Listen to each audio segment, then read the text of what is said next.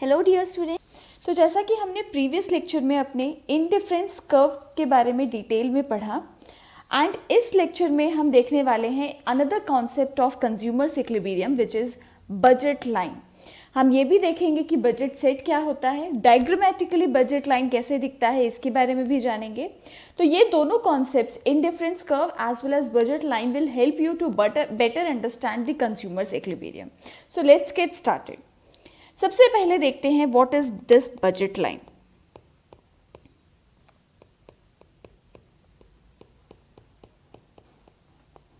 So it is a very simple concept which says that budget line क्या होता है, एक ग्राफिकल रिप्रेजेंटेशन है। किसके बारे में ये ग्राफिकल रिप्रेजेंटेशन है? तो ये शो करता है all possible combinations of two goods. ठीक है, जैसा कि हम हमेशा से मानते आ रहे हैं कि सिर्फ दो ही कमोडिटी कंज्यूमर कंज्यूम कर रहा है, तो जितने भी कॉम्बिनेशंस बनेंगे दो गुड्स को परचेज करने के with the given income, means वो जिसके पास जितना इनकम है उसको स्पेंड करके वो दो गुड्स खरीद रहा है, तो उसके क्या क्या कॉम्बिनेशंस बनेंगे ये हम देखेंगे। और साथ ही साथ हमें ये भी पता है कि वो दो गुड्स के क्या क्या प्राइजेस हैं। ठीक है, ये हमारा बेसिस रहने वाला है बजट लाइन का। तो देखिए बजट लाइन की यहाँ पे मैं डेफिनेशन लिख रही हूँ। अ budget line is a line which shows all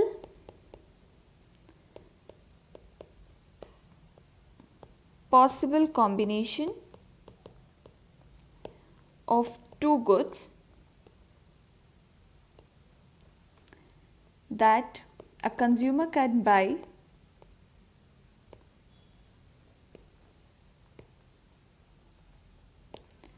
with his given income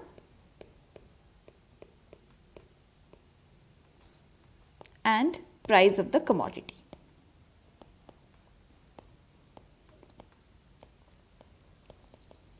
तो हमें डेफिनेशन से भी क्लियर हो रहा है जो मैंने अभी अभी आपको बताया कि बजट लाइन जो है पॉसिबल कॉम्बिनेशंस, क्या क्या कॉम्बिनेशंस बन सकती हैं इसके बारे में डिस्कस करता है।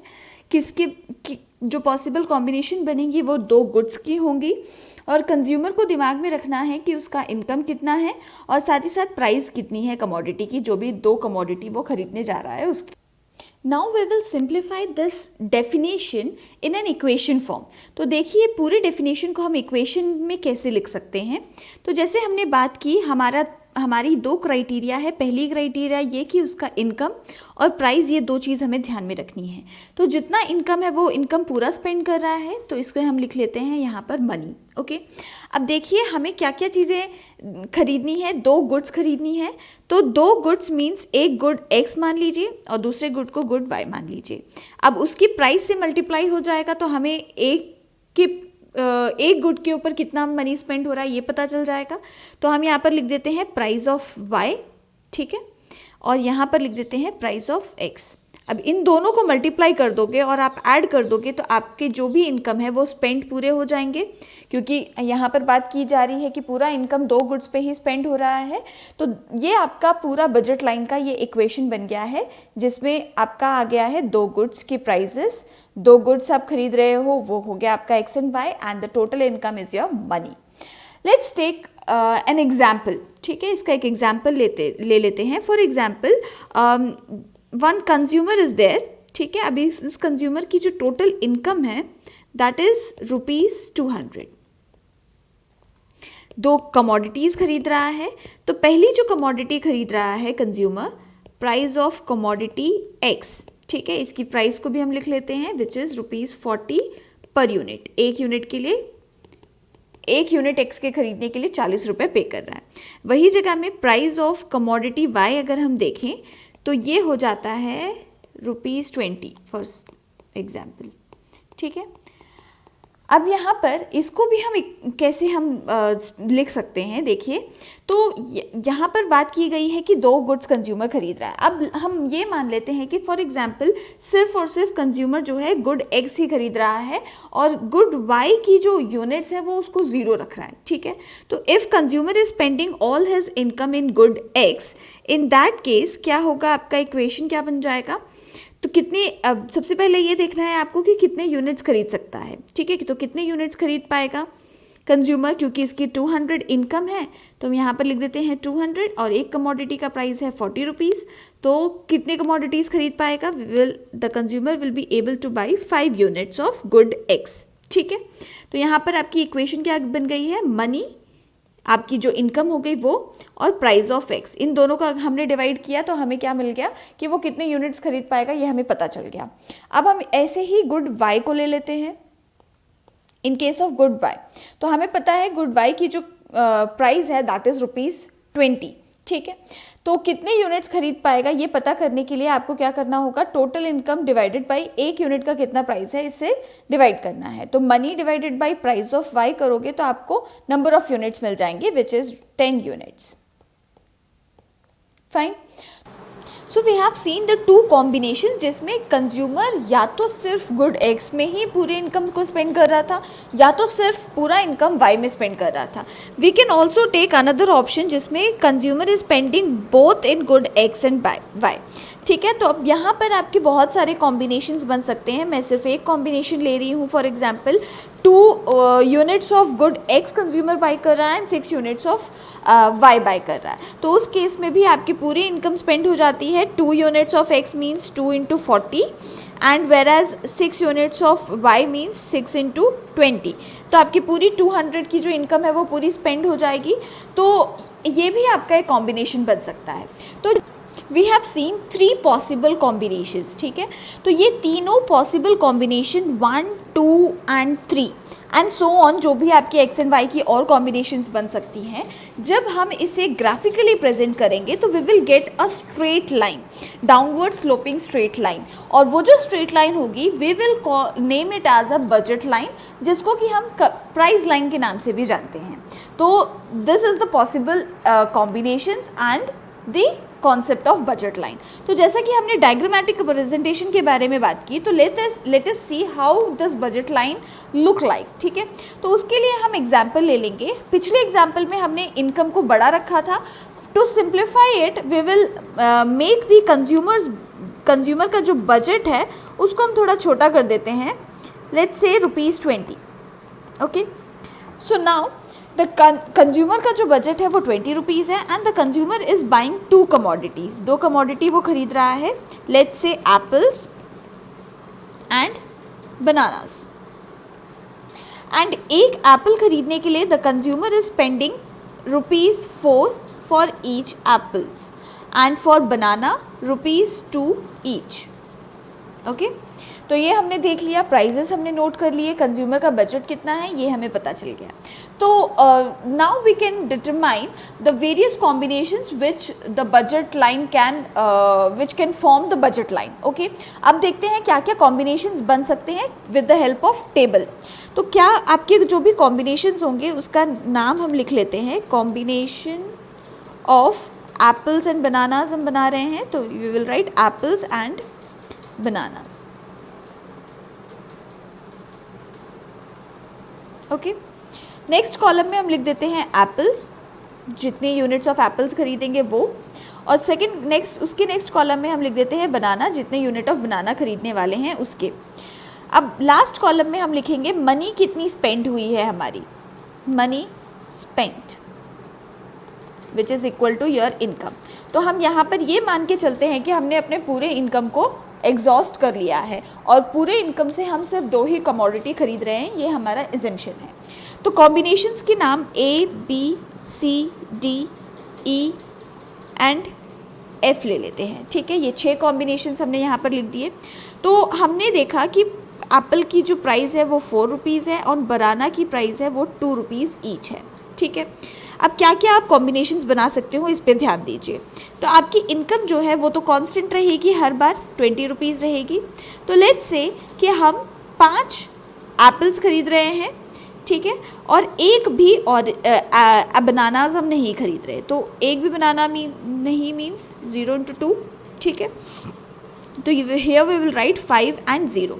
नेक्स्ट ऑप्शन में आपने एक एप्पल कम कर दिया और 2 बनाना आपने खरीद लिया, ठीक है। तो आपकी क्या स्पेंडिंग, आपकी इक्वेशन जो होगी बजट लाइन की वो बन जाएगी 4 × 4 + 2 × 2 which will be again equal to 20। Again आपने एप्पल्स के कंजम्पशन को और कम किया और बनाना के कंजम्पशन को बढ़ा दिया और 2 यूनिट, तो फिर आपकी कॉम्बिनेशन बन जाएगी 3 × 4 + 4 × 2 which will be again ₹20। Again combination D में देखिए, आपने फिर से एप्पल को रिड्यूस किया और बनानास को आपने इंक्रीज़ किया, तो उसमें आपकी कॉम्बिनेशन बन जाएगी 2 × 4 + 6 × 2 which will be again 20। Okay, next combination E पर आए, अगेन रिड्यूस किया आपने और 2 बनानास के कंजम्पशन बढ़ा दिया आपने, तो फिर आपका जो स्पेंडिंग होगा it will be the same. ठीक है, लास्ट में आपने एप्पल्स का कंजम्पशन बिल्कुल ख़त्म कर दिया है और बनाना में आपने पूरी अपनी इनकम लगाने लग गए आप, तो उससे आपका जो मनी स्पेंड होगा that will remain the same which is 20। Okay, तो ये हमने टैबुलर फॉर्म में क्या क्या कॉम्बिनेशंस हो सकते हैं इसको लिख लिया, पॉसिबल कॉम्बिनेशंस क्या क्या होंगे। We are not saying the consumer will opt this options, but we are just assuming the possible outcomes, possible combinations. अब इन्हीं सारे आउटकम्स और कॉम्बिनेशंस को हम डायग्रामेटिकली ग्राफ के थ्रू प्रेजेंट करेंगे और देखेंगे कि बजट लाइन हमारा कैसे बनता है और उससे हम क्या क्या इंटरप्रिटेशन कर सकते हैं। तो देखिए, ये आपका यहाँ पर हम लिख देते हैं एक्स एक्सिस, यहाँ पर आपका हो गया वाई एक्सिस। ठीक है, अब यहाँ पर हमने लिख दिया 1 2 3 4 5 एंड 6। ठीक है, यहाँ पर हम शो करेंगे अपने एप्पल्स को, ए लिख देते हैं, एंड यहाँ होगा आपका bananas which is B. Okay, अब आप बनानास के केस में भी हमें मार्क करना है, तो 2 4 6 8 10 एंड 12 ये हमने लिख लिया। अब इसकी कॉम्बिनेशंस को हम प्लॉट करते हैं with the help of table. तो जो हमने कॉम्बिनेशन बनाई थी 5 0 4 2 3 4 2 6 1 8 एंड 0 10, ये सारे कॉम्बिनेशंस को हम प्लॉट करेंगे। तो पहला कॉम्बिनेशन आपके 5 0 का था, जो कि आपके 5 यहाँ है और 0 मीन्स आपकी बनाना की कोई कंजम्पशन नहीं हो रही, means this point will be your first option. ठीक है, सेकेंड ऑप्शन में 4 and 2 which will be here. Next option था आपका 3 and 4, again 2 and 6 somewhere here, then it was 1 and 8 and then 10 and 0। ठीक है, ये हमने कॉम्बिनेशंस देख लिए। अब इन्हें हम ज्वाइन कर सकते हैं एक स्ट्रेट लाइन से, तो ये बन गया आपका budget line. Now let us name each combinations, हर एक कॉम्बिनेशन का नाम दे देते हैं, जैसे कि combination J I H G F and E। ठीक है, हर एक कॉम्बिनेशन का हमने एक एक नाम दे दिया, और ये जो हमारा बजट लाइन बना हुआ है इसका नाम रख देते हैं A B। ठीक है, so the budget line is AB and different combinations are named from E to J। तो यहाँ पर देखिए, ये जो आपका कॉम्बिनेशन E है, this is the extreme combination, क्योंकि यहाँ पर 5 units of Apple consumer consume कर रहा है और एक भी बनाना कंज्यूम नहीं कर रहा। वेयरएज इन कॉम्बिनेशन J में ये भी आपकी नेक्स्ट एक्सट्रीम है, क्योंकि यहाँ पर consumer is consuming 10 units of banana and 0 units of Apple. ठीक है, तो ये 2 एक्सट्रीम्स हो गए, और इनके बीच में जितने भी कॉम्बिनेशंस आ रहे हैं ये combination of both Apple and bananas के हैं।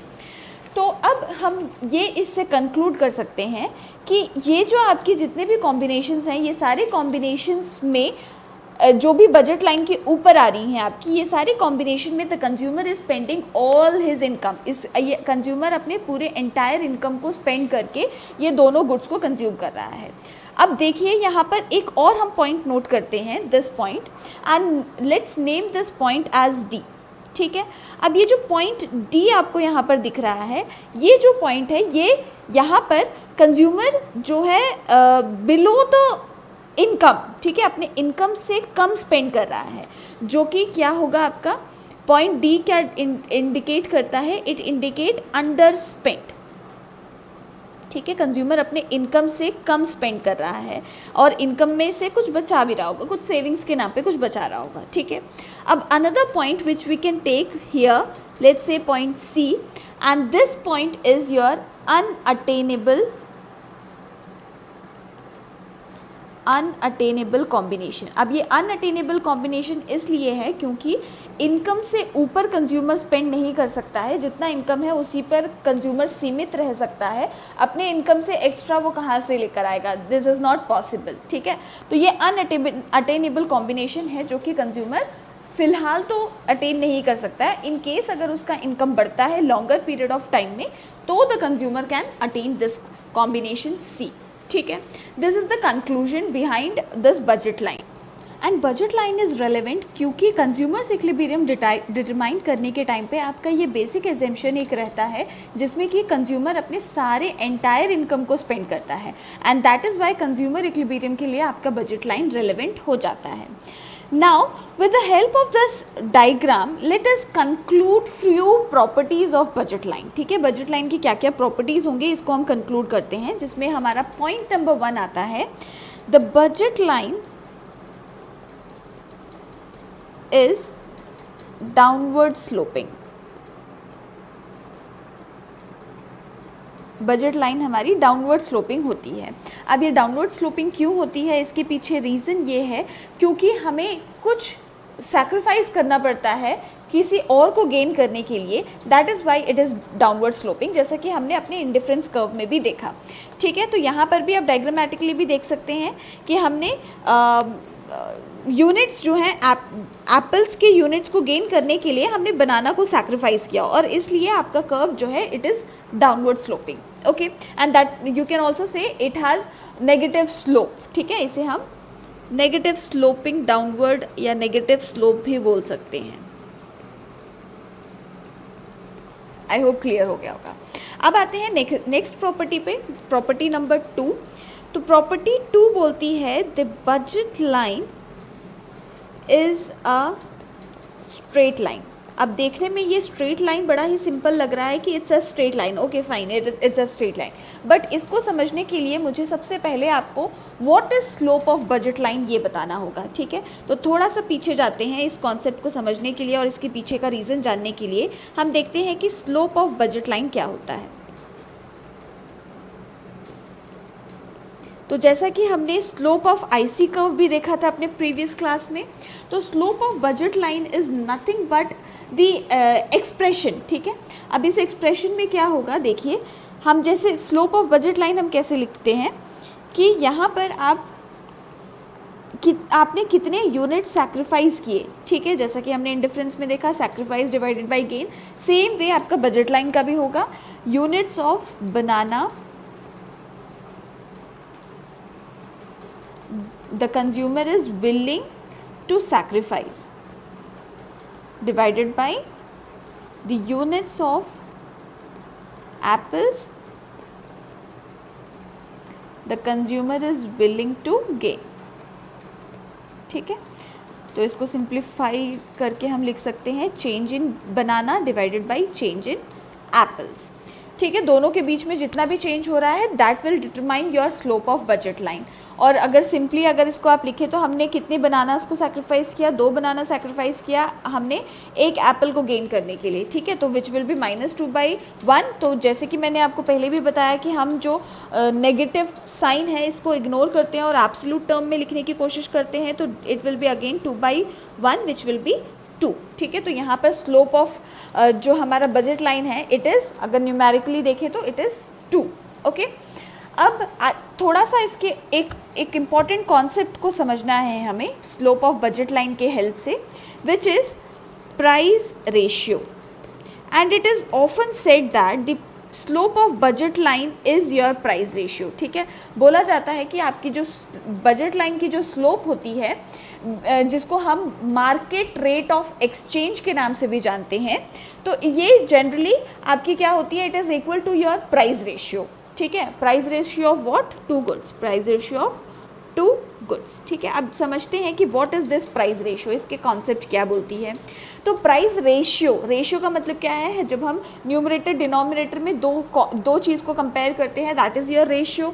तो यहाँ पर प्राइस रेशियो का मतलब हो गया आपका प्राइस ऑफ दो कमोडिटी, तो price of X divided by price of Y. ठीक है, तो यहाँ पर पी एक्स हो जाएगा, यहाँ पर पी वाई हो जाएगा आपका प्राइस को डिनोट करने के लिए। तो आपका simply price ratio is price of X divided by price of Y. ठीक है, ये है आपका प्राइस रेशियो। बड़ा सिंपल लग रहा है, लेकिन हम ऐसा क्यों बोलते हैं, why the slope of budget line is represented by price ratio, इसके कॉन्सेप्ट को समझ लीजिए। ठीक है, तो यहाँ पर मैं एक क्वेश्चन लिख रही हूँ, why slope of budget line is represented by price ratio. क्यों इसे हम प्राइस रेशियो से रिप्रेजेंट करते हैं, तो इसके पीछे बड़ा ही सिंपल सा लॉजिक है, और वो सिंपल लॉजिक ये है, सिंस हमने एप्पल्स और बनानास के बारे में बात की, एप्पल्स और बनानास के बारे में जब हम बात कर रहे थे तो हमने ये देखा कि एक एप्पल खरीदने के लिए हमें 4 रुपये स्पेंड करने पड़ रहे हैं और बनाना हमें 2 रुपये में मिल जा रहा है। ठीक है, तो अगर the consumer is willing to gain 1 more apple, ठीक है, एक एप्पल अगर कंज्यूमर ख़रीदना चाहता है तो उसके लिए कंज्यूमर को 2 बनानास को सैक्रिफाइस करना होगा, क्योंकि एक एप्पल का दाम 4 रुपये है और एक बनाना का दाम जो है 2 रुपये है। तो 2 एप्पल सैक्रिफाइस करेगा कंज्यूमर, तभी the consumer will be able two by 1 more apple. ठीक है, तो यहाँ पर सिंपली हम क्या कर रहे हैं, we are comparing the prices of 2 commodities, the one which we are willing to gain and the other which we have to sacrifice. ठीक है, so we can write it as P of A divided by P of B and this is your price ratio. ये हो गया आपका price ratio. And why we call price ratio और we represent price ratio with budget line, तो इसका reason simple ये है कि आप देखिए, कंज्यूमर जब भी if the consumer will have to gain, ठीक है, अगर कंज्यूमर को कुछ गेन करना है, मीन्स एप्पल्स की यूनिट्स को अगर गेन करना है तो उसे क्या करना होगा, P of A divided by P of B, उसे units of banana give up करने होंगे ताकि वो एप्पल गेन कर सके। यही आपका रेशियो आएगा गिव अप और गेनिंग का। तो hence we can say that the price ratio indicates the slope of budget line। ठीक है, ये आई थिंक आपको क्लैरिटी मिल गई होगी। एक और कॉन्सेप्ट आपके लिए इम्पॉर्टेंट ये है कि जो प्राइस रेशियो होती है, it remains constant through out, remains constant through out, ये हमेशा ही कांस्टेंट रहता है। अब कैसे कांस्टेंट रहता है इसको भी देख लीजिए कि हमेशा अगर मुझे एक एक्स्ट्रा एप्पल गेन करना है तो हर बार मुझे 2 एप्पल सैक्रिफाइस करना होगा, क्योंकि प्राइस तो हमेशा कांस्टेंट ही रहेगा। एप्पल 4 रुपये का आएगा और बनाना 2 रुपये का आएगा, तो एक एप्पल खरीदने के लिए मुझे हर बार 2 बनानास को सैक्रिफाइस करना पड़ेगा। And because of this concept, since the price remains constant throughout, और sorry price ratio remains constant throughout, that is why हम अपनी प्रॉपर्टी पे आते हैं, जो कि हमारी सेकेंड प्रॉपर्टी है कि the budget line is straight line due to price ratio, and price ratio remains constant throughout. इस वजह से हमारी जो बजट लाइन है ये एक स्ट्रेट लाइन बन जाती है, क्योंकि आप हर बार इक्वल सैक्रिफाइस गेन कर रहे हो, हर बार इक्वल सैक्रिफाइस इक्वल गेन कर रहे हो, that is Y. So I hope you must have got a better clarity about what is budget line and its property till now. Moving further, one more concept which is relevant to your budget line is budget set. तो budget set क्या होता है? Let's write the definition of budget set first. So it is a collection or set of all the possible bundles or combinations of 2 commodities or goods that the consumer can buy with his income and the prevailing prices.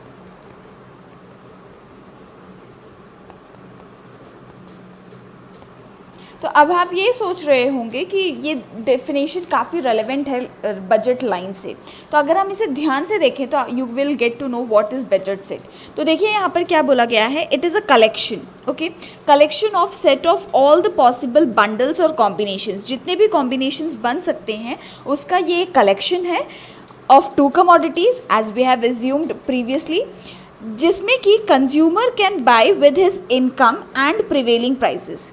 तो budget line और budget set में बस एक minute सा difference इतना है कि हमने बजट लाइन में देखा था कि consumer was spending all his income, consumer अपना पूरा का पूरा इनकम स्पेंड करने के बाद में दो कमोडिटीज़ के क्या क्या कॉम्बिनेशंस बनाता था, दैट वाज बजट लाइन।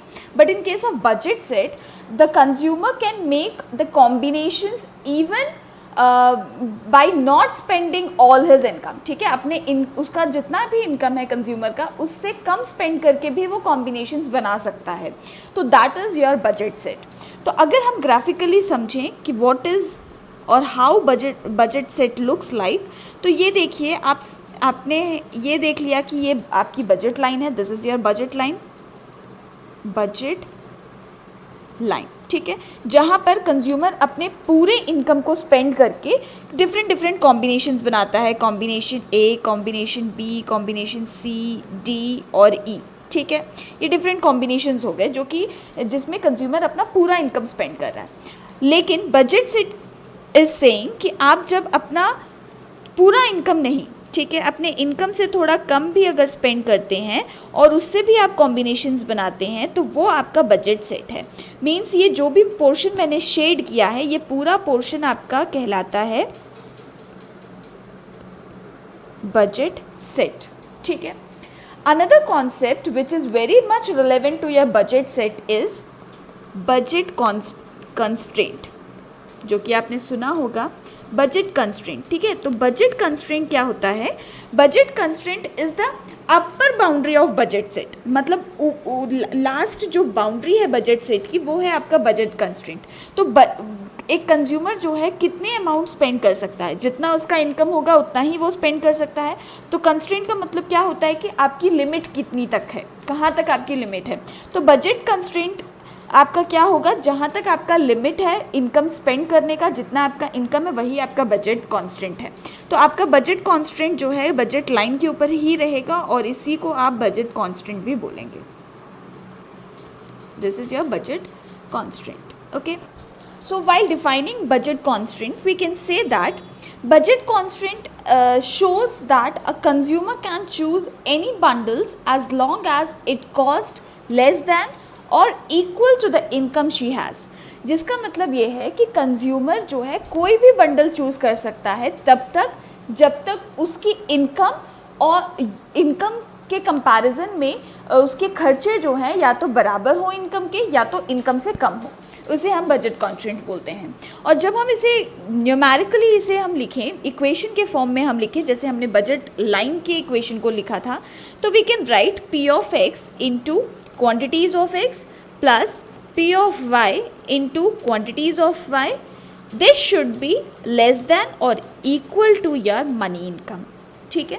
जैसे कि हमने बजट लाइन में क्या देखा था, बजट लाइन में हमने देखा it should be this equation will be equal to your money, means consumer के पास जितने इनकम है उसमें से वो पूरा स्पेंड कर देगा दो गुड्स के ऊपर में और उससे वो जो भी कॉम्बिनेशंस बनाता है that is your budget line. Where budget set में हमने क्या देखा कि बजट सेट जो है वो हर वो पोर्शन है जो कि कंज्यूमर एफोर्ड कर सकता है, ठीक है। The collection, we can write the collection of